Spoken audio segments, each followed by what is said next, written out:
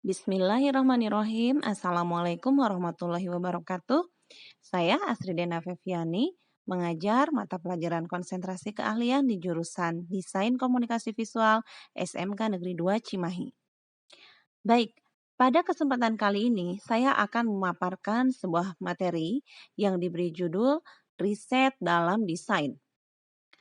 Materi ini cukup penting untuk diberikan kepada para peserta didik yang belajar di jurusan Desain Komunikasi Visual, khususnya mata pelajaran konsentrasi keahlian. Riset merupakan salah satu bagian atau komponen yang tidak bisa dilepaskan dari sebuah konsep desain, di mana para desainer perlu melakukan riset sebelum membuat sebuah rancangan desain yang diharapkan untuk diciptakan sehingga pesan yang disampaikan kepada khalayak, audiens, konsumen dapat tersampaikan dengan optimal, penuh rasa, dan makna.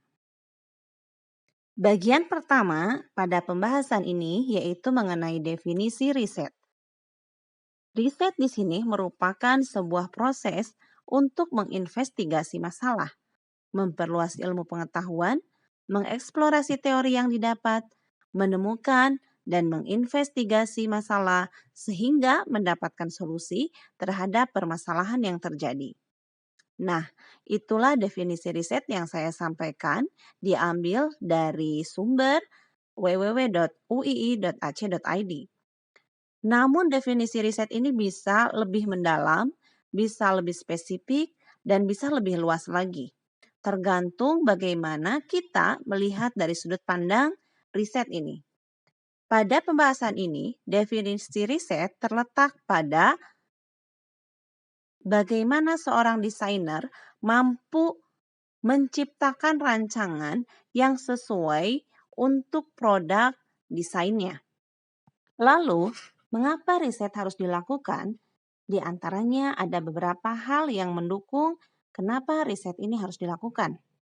Di antaranya yaitu dengan melakukan riset, desainer akan mampu menghasilkan solusi yang fungsional dalam hal berkomunikasi, menyampaikan desain kepada audiensnya. Kemudian desainer akan mampu memecahkan masalah melampaui sekedar kreasi visual yang dikatakan bagus. Kemudian, desainer pun mampu menyesuaikan konsep dengan visi misi dalam desain yang akan dibuat. Nah, itulah diantaranya mengapa riset harus dilakukan terlebih dahulu sebelum melakukan rancangan sebuah desain. Riset di dalam desain ini memberikan pemahaman bahwa riset ini merupakan sebuah investasi yang sangat penting sepanjang proses desain apapun. Dengan riset, dilakukan panduan untuk mengumpulkan dan menganalisis data dalam sebuah cara di mana fungsinya adalah untuk meningkatkan sebuah kegunaan dari riset itu sendiri. Riset dapat dilakukan menggunakan dengan teknik wawancara, uji kegunaan, maupun pemilahan kartu. Lalu tujuan riset itu sendiri adalah untuk membantu di dalam proses pemahaman dari user yang kita harapkan menerima desain yang sudah kita buat. Dengan adanya interaksi dengan user ini, kita berharap ada rasa yang sangat jauh lebih baik mengenai dampak dari desain yang kita rancang atau yang kita buat. Sehingga user kita atau konsumen kita ini dapat memiliki sudut pandang, asumsi, dan memenuhi ekspektasi dari kita sebagai desainer. Jadi dengan riset diharapkan desain yang kita rancang itu memenuhi harapan dari user. Kemudian menyampaikan pesan yang terdapat di dalam desain yang kita buat atau kita rancang tersebut. Beberapa hal yang terkait dengan riset ini diantaranya adalah riset dapat dilakukan sebelum membuat rancangan desain.